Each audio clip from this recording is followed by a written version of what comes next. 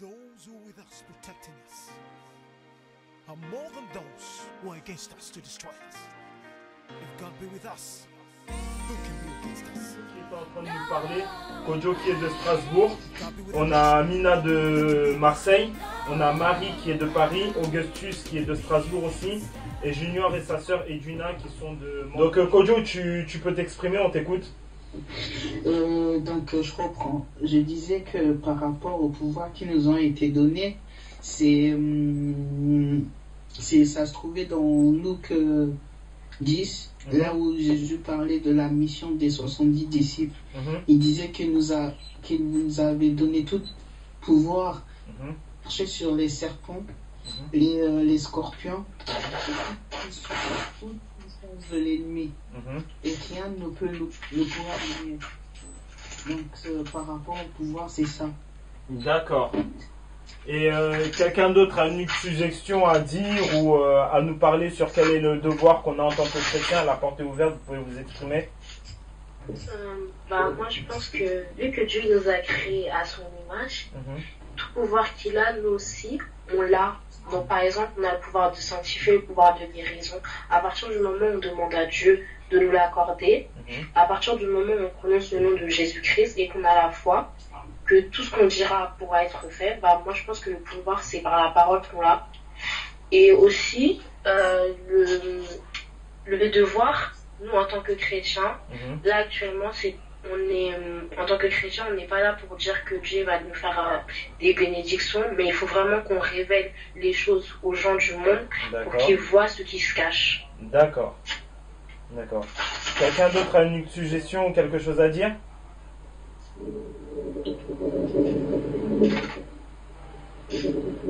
Ne soyez pas timide, on est tous là pour apprendre, tous là pour s'exprimer. Donc si vous avez quelque chose à dire, n'ayez pas peur de le dire. Je dirais comme elle a dit précédemment, que le devoir d'un chrétien c'est d'évangéliser quoi. Tout parfaitement comme elle a dit quoi. D'accord.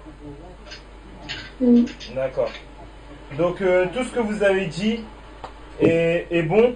Donc le pouvoir qu'on a en tant que chrétien, c'est le pouvoir que le Seigneur Jésus nous a donné en montant auprès de son Père. D'accord? Donc déjà quand on regarde dans Luc chapitre 10, du verset 17 au 19, on va lire le passage.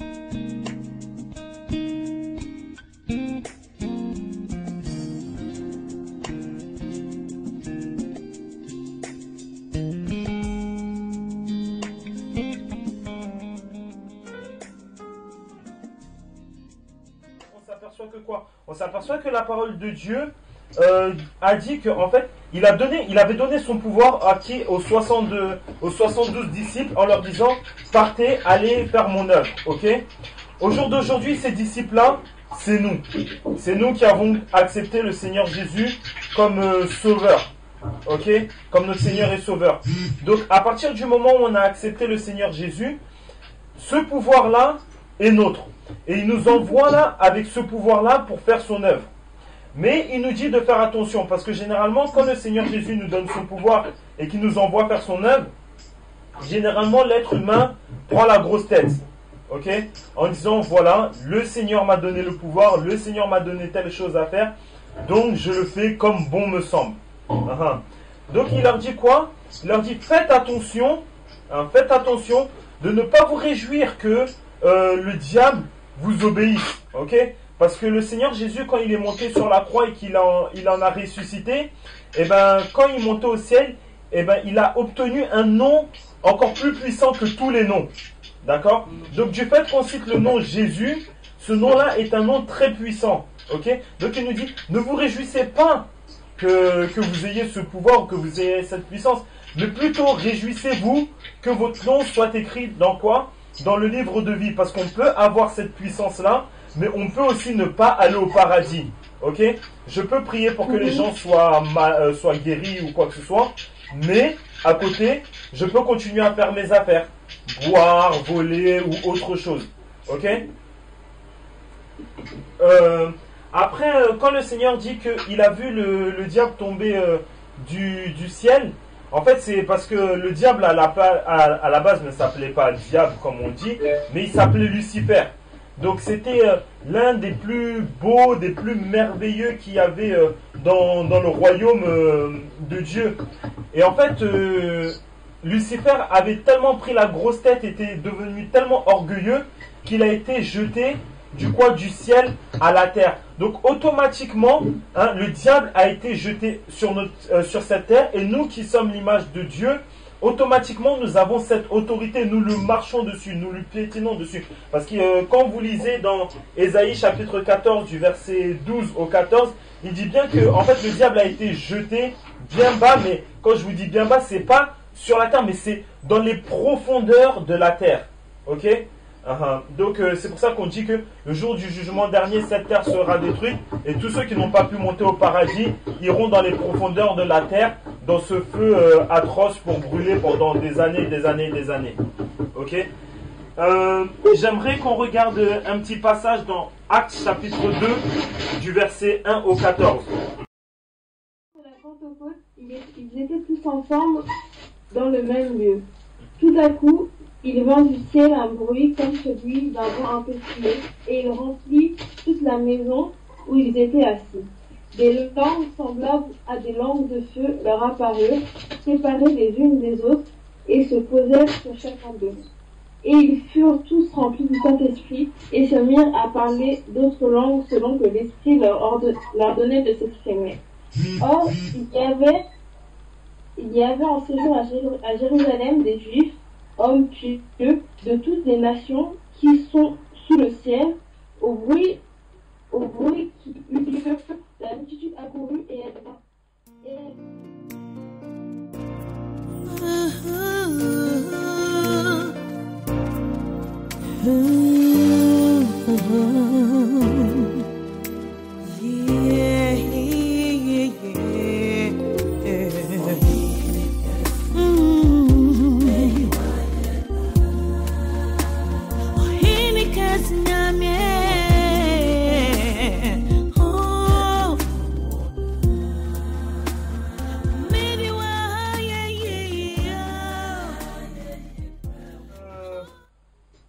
Quelqu'un veut expliquer cette partie? Quelqu'un veut se lancer? Quelqu'un veut dire quelque chose par rapport à cela?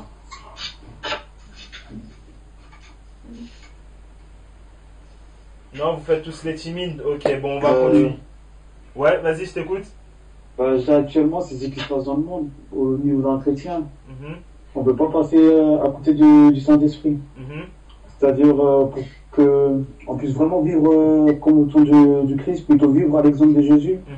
On a besoin du Saint-Esprit dans notre vie. D'accord. Afin qu'on puisse changer, on puisse évangéliser et aussi impacter les gens par rapport à notre manière de vivre. D'accord.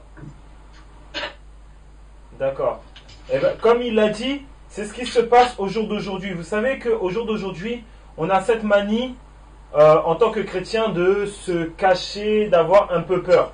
C'est ce qui s'était passé pour les disciples. Ils avaient peur, ils pensaient que voilà, Jésus est parti, qu'est-ce qu'on va faire? Donc Jésus, en partant au ciel, avait senti leur peur et il leur avait dit, attendez ici, ne bougez pas, attendez jusqu'à ce que je vous envoie quoi? Le Saint-Esprit. Ok?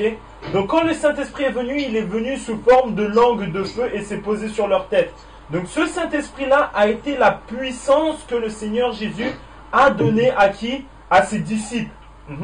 Il leur a pas donné ce pouvoir-là pour faire joli et dire, voilà, j'ai guéri un malade, je suis un homme de Dieu, bon, je peux rester à la maison. Non, mais il leur a donné ce pouvoir-là pour faire une certaine œuvre.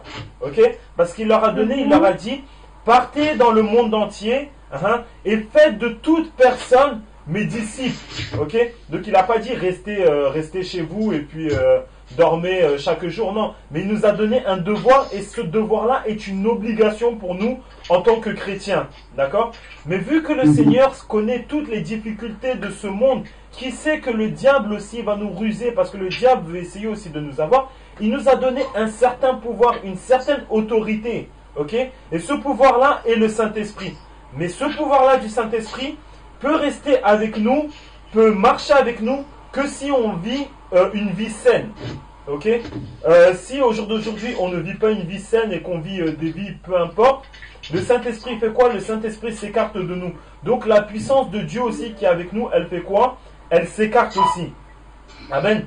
Donc c'est pour cela que on doit mener une vie saine pour pouvoir garder cet esprit-là en nous, garder cette puissance-là en nous. Parce qu'il dit que quoi? Quand l'esprit est venu sur eux, ils ont commencé à parler quoi? D'autres langues. Ok? C'est ce qui se passe généralement au jour d'aujourd'hui. Quand on se baptise au nom du Père, du Fils et du Saint-Esprit, c'est que voilà, on cloue notre corps sur la croix. On meurt avec le Seigneur Jésus-Christ et on est ressuscité à nouveau. Ok? Après cela, quand on prie et qu'on désire vraiment le Saint-Esprit, ok, eh ben on ressent vraiment que... Allô? Ouais. On reçoit quoi? On reçoit le baptême du quoi? Du Saint-Esprit. Donc à partir de ce moment-là, généralement on commence à parler en langue. Amen. Oui. Ce qui est pour déjà entre les jeunes chrétiens qui sont là, vous parlez déjà tous la plupart en langue, ok? Ça c'est quoi? C'est le baptême du Saint-Esprit. C'est le pouvoir que le Seigneur nous a donné pour faire son œuvre. C'est notre force en tant que chrétien qui nous permet d'avancer et de pouvoir proclamer la parole de Dieu sans avoir honte, ok? Parce que la honte, elle est là, mais la honte, je vais dire, c'est psychologique, ok? Je me rappelle, c'était il y a 3-4 semaines de cela, je me suis dit que j'allais partir en ville pour aller évangéliser. Et quand j'ai pris la route pour aller évangéliser en ville, je suis arrivé avec ma petite sœur et Maxwell, pour ceux qui le connaissent.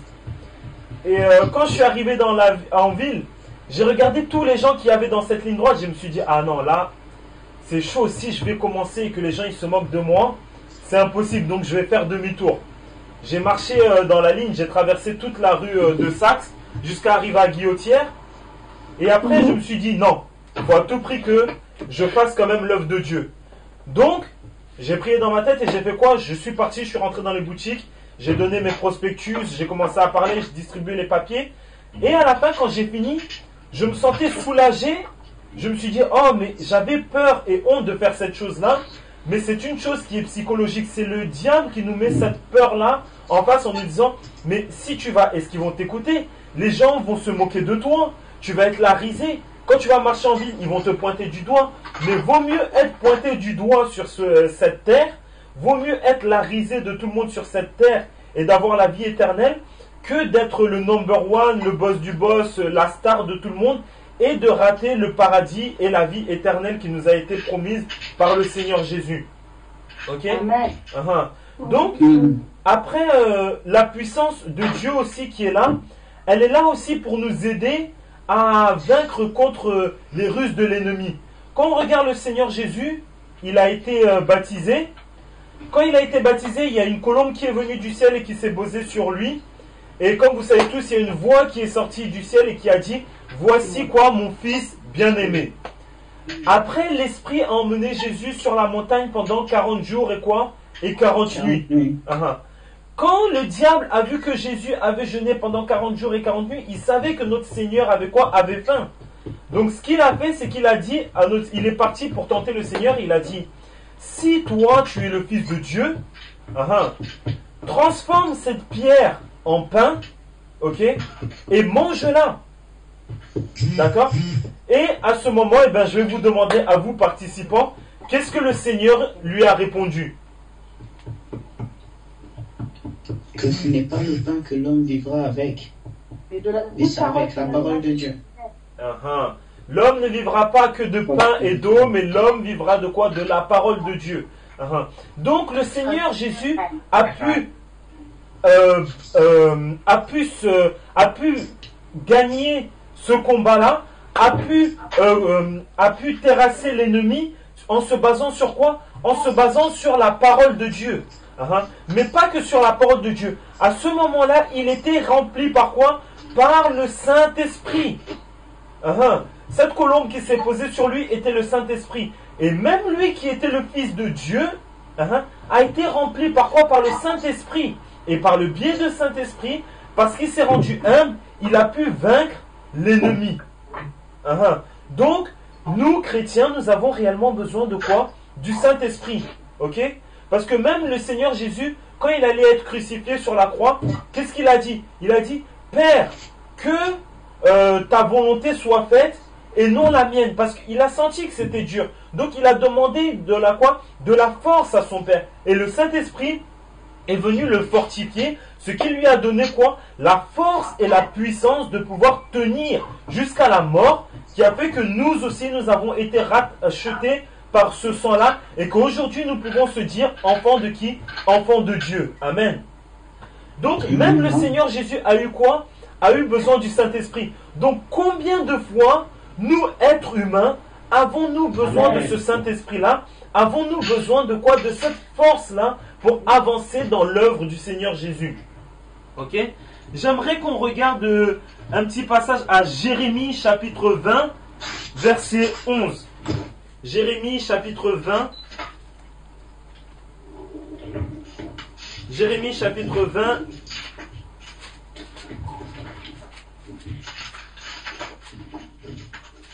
C'est Junior qui va lire. Vas-y Junior, on t'écoute. Cependant, l'Éternel est avec moi. Pareil, un héros redoutable. C'est pourquoi mes persécuteurs trébucheront.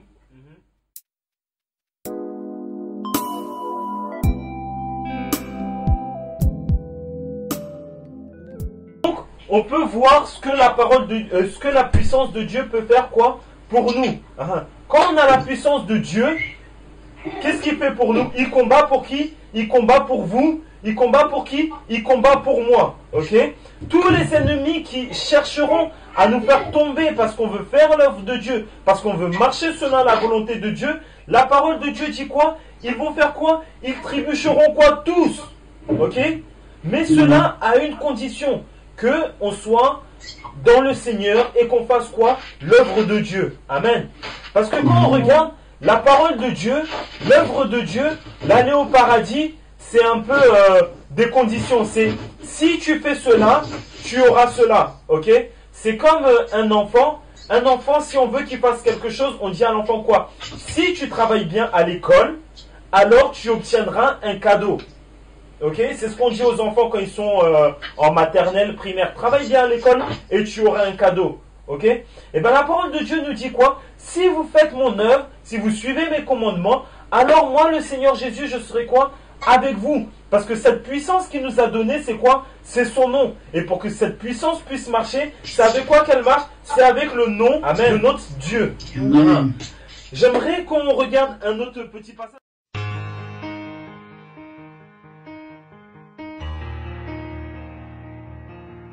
Le Seigneur nous a donné une puissance, mais nous ne pouvons pas se servir de cette puissance comme on veut. Amen. Parce que comme on peut s'apercevoir, le diable a dit quoi? Il a dit, je connais ce fameux Jésus-Christ, ok? Je connais aussi Paul, ok? Mais vous, qui êtes-vous? Donc, pourquoi le diable a pu leur dire cela? Le diable a pu leur dire cela parce que ces personnes n'étaient pas quoi? Dans la sainteté. Cette personne n'était pas quoi? Dans l'esprit. Ces personnes sont parties en se disant, si Paul a dit Jésus, eh bien moi aussi je vais aller, je vais dire au nom de Jésus que Paul prie. Donc c'est pas parce que on va regarder la télé qu'on va voir un homme de Dieu qui va dire au nom du Seigneur Jésus-Christ, je t'ordonne de partir, que si nous aussi ne sommes pas dans une vie saine, nous devons aller dire au nom du Seigneur Jésus-Christ, ok? Parce que le diable n'a pas eu peur de faire quoi? De tenter Jésus. Le diable n'a pas eu peur de se présenter devant Jésus et de mettre Jésus à l'épreuve. Le diable n'a pas eu peur aussi de mettre Dieu à l'épreuve en disant « Dieu, laisse-moi toucher Job ». Parce que c'est parce que tu as gâté Job que Job est quoi? Est fidèle à toi. Mais si tu me laisses le toucher, Job ne sera plus fidèle. Donc le diable n'a pas eu peur de tenter Dieu et n'a pas eu peur de tenter Jésus. Donc qu'est-ce qu'il en est de nous? Ok? Nous sommes des pions sur une table d'échecs, je vais dire. Ok? Nous sommes tout petits et nous sommes grands devant lui par le biais du Seigneur Jésus-Christ, par le biais de son sang, par sa puissance qu'il nous a donnée. Amen. Donc, ce que j'aimerais vous faire comprendre ce soir, c'est que le Seigneur nous a donné une puissance. Le Seigneur nous a donné une autorité. Ok? Si vous regardez, cette autorité qu'il nous a donnée, c'est comme un policier. un policier qui œuvre dans les normes, un policier qui n'est pas corrompu, a un pouvoir et n'a pas peur d'aller vers les ennemis et leur dire ce que vous faites, c'est pas bon.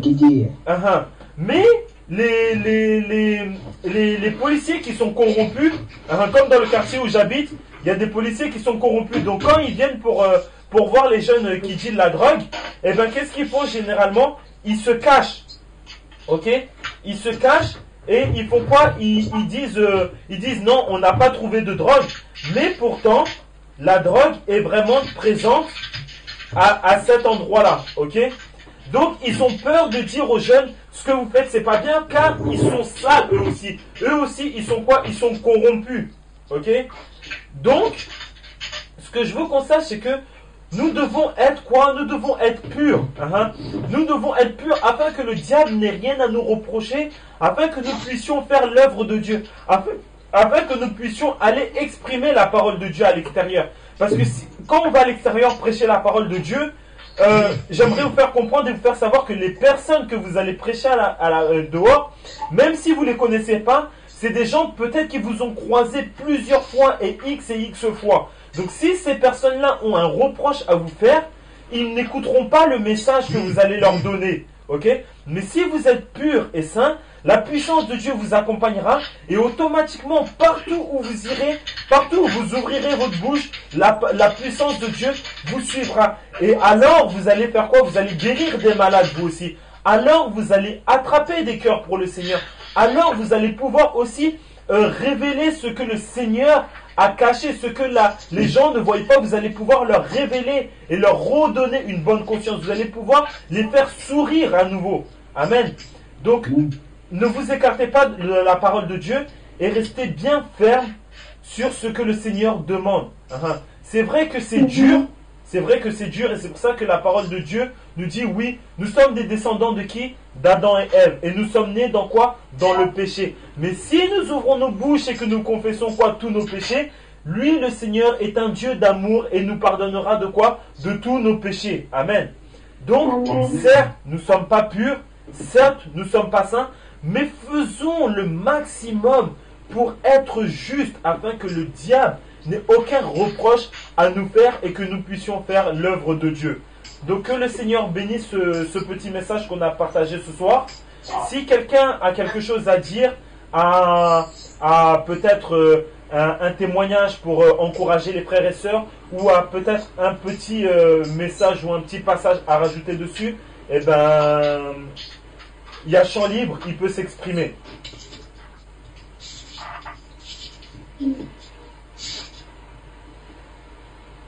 J'ai une question. Ouais. Par exemple, si on accepte le Saint-Esprit une fois, et dans la vie, vu qu'on est des jeunes et on est sous tension actuellement tout le temps, et sous tension ou on est tenté? Tenté pardon. Ok. Et donc, c'est-à-dire, on fait des choses qui fait qu'on perd la foi. D'accord. Et après, on essaie de regagner le Saint-Esprit et tout ça. Et là, je l'ai demandé combien de fois pourrait-on reconquérir la foi. Enfin, si je peux me permettre. D'accord. Quelqu'un peut répondre à la question que Kodjo a posée, c'est que en tant que jeunes chrétiens, en tant que jeunesse, nous sommes confrontés aux aléatoires de la vie. C'est-à-dire il y a plusieurs tentations qui passent dans nos vies. Étant donné que nous sommes jeunes, des fois nous flanchons pour ces tentations-là et du coup nous nous écartons du Saint-Esprit. Mais quand nous nous écartons, est-ce qu'on peut regagner le Saint-Esprit? Et combien de fois on peut regagner le Saint-Esprit aussi?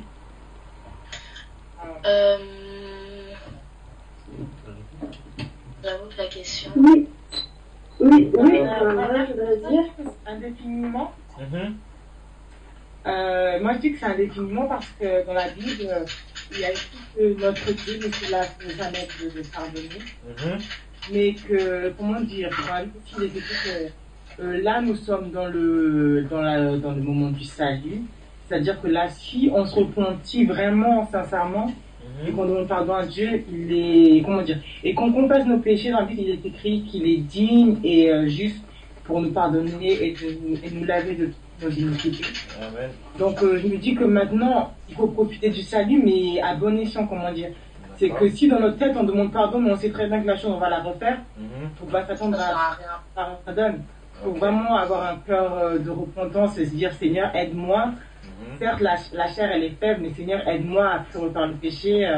Je me remets entre tes mains, je suis ton enfant.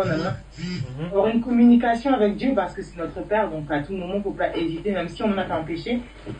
Faut dire que même si on va pas chez lui, on va aller où déjà. Donc par tous les moyens on reviendra vers lui. Donc je me dis que le Saint-Esprit, Dieu quand il est parti, il nous a laissé le Saint-Esprit. Donc comment dire, c'est à nous, c'est pour nous. D'accord, d'accord. Amen. Il n'y a pas de limite. Quelqu'un d'autre a une autre suggestion?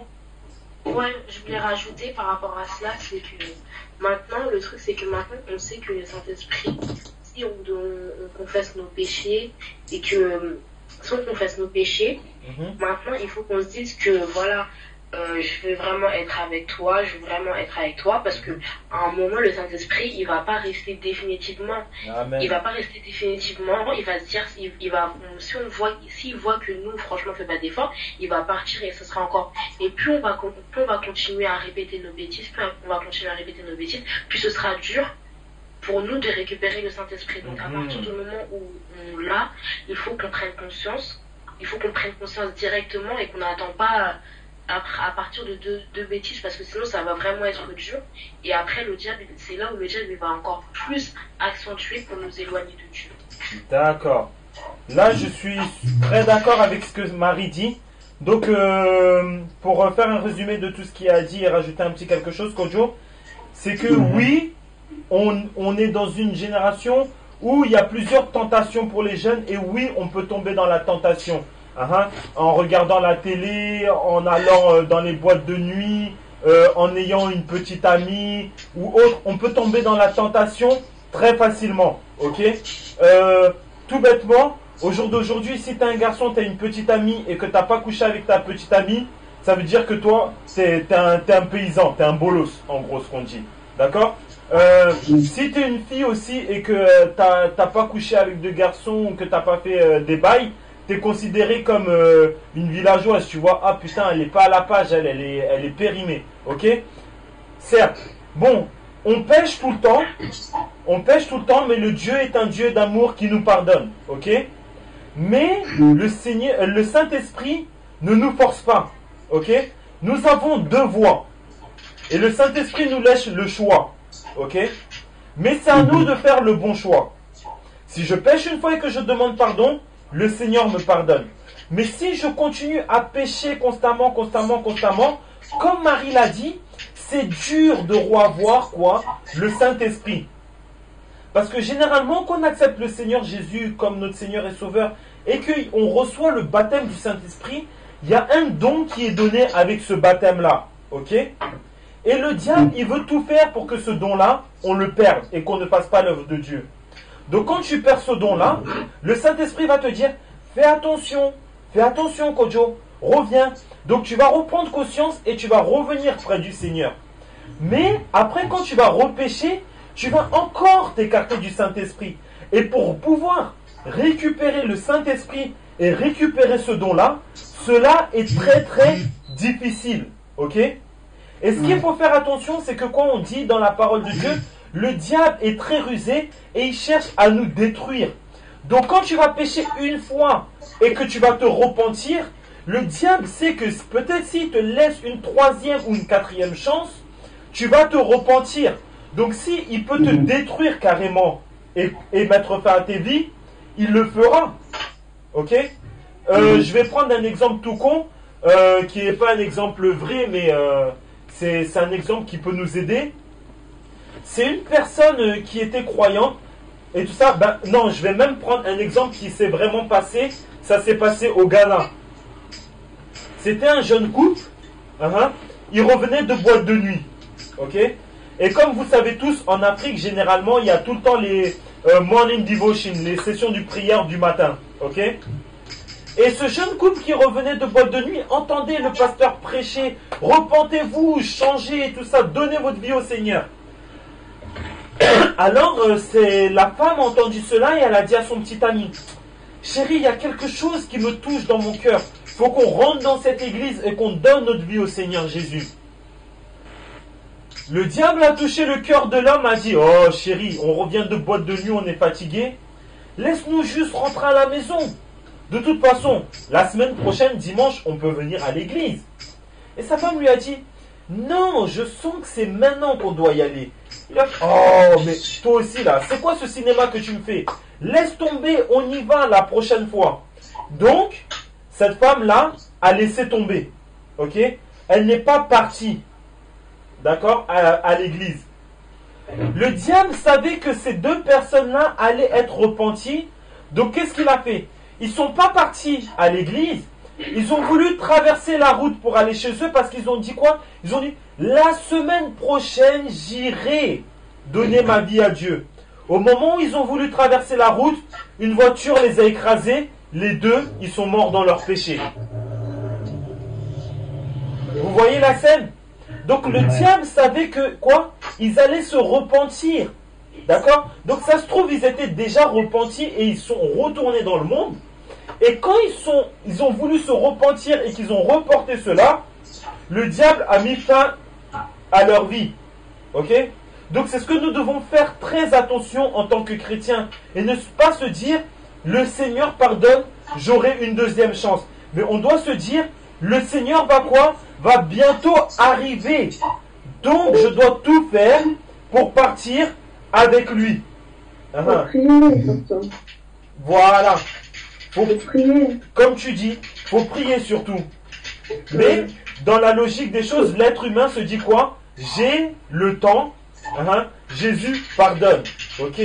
Jésus pardonne, certes, parce qu'on est des pécheurs et nous sommes nés dans le péché. Mais Jésus arrive. Donc qu'est-ce que je fais? Je vais retourner dans mon péché en me disant, je retourne encore aujourd'hui, ce soir je vais prier. Dieu va me pardonner. Mais si Dieu arrive au moment même où vous êtes en train de pécher, qu'est-ce que vous allez faire? Ok? Donc Kojo, pour répondre à ta question, Jésus pardonne indéfiniment. Nous pouvons récupérer le Saint-Esprit indéfiniment. Oui, mais il ne faut pas en abuser. Car comme on dit, il y a un jour pourquoi? Pour le voleur. Et il y a un jour pour qui? Pour le propriétaire. Ok? Donc bien faire attention, ça n'a plus rien à dire. On remercie le Seigneur pour ce moment qu'il nous a accordé d'études bibliques. Ce qu'on va faire, c'est qu'on va rentrer dans un moment de prière de 5 minutes, ok?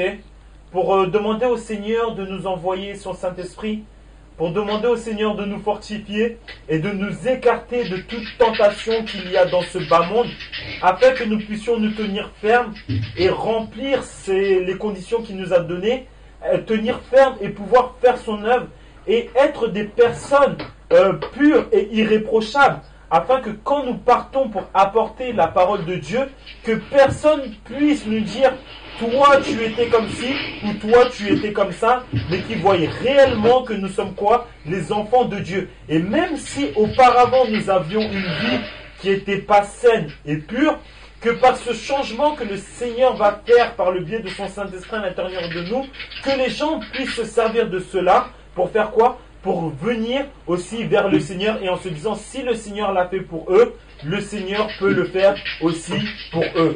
Amen.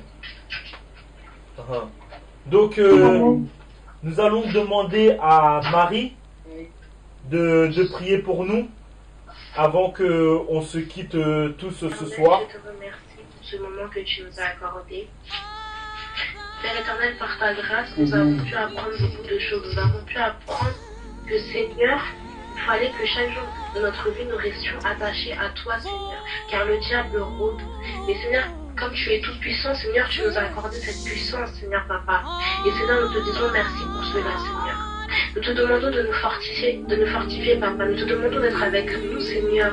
Que le feu que tu as donné aux apôtres, Seigneur, nous voulons ce même feu, que ce feu brûle en nous, Seigneur, afin que quoi qu'il arrive, Seigneur, le diable ne puisse pas nous tromper, Seigneur. Afin que quoi qu'il arrive, Seigneur, nous ne dévions pas de ton chemin, Papa. Seigneur, que tu sois avec nous chaque jour que tu le fais, Seigneur. Seigneur, donne-nous cette capacité, Seigneur, l'esprit de timidité, l'esprit de peur, Seigneur. Tout cela, nous bannissons cela au nom de Jésus, afin que, Seigneur, nous puissions proclamer ta parole, afin que, Seigneur, nous puissions proclamer ta parole, afin que nous puissions avertir les gens que, Seigneur, ton jour est lié, Seigneur, Papa, Seigneur. Sois avec nous ce nouvel jour que tu fais, Seigneur. Je me remets entre tes mains toutes puissantes, Seigneur, pour que tu fasses ton œuvre, Seigneur. J'ai prié dans le nom de Jésus-Christ. Amen. Amen. Donc je vous remercie à tous et à toutes d'avoir participé à cette réunion ce soir.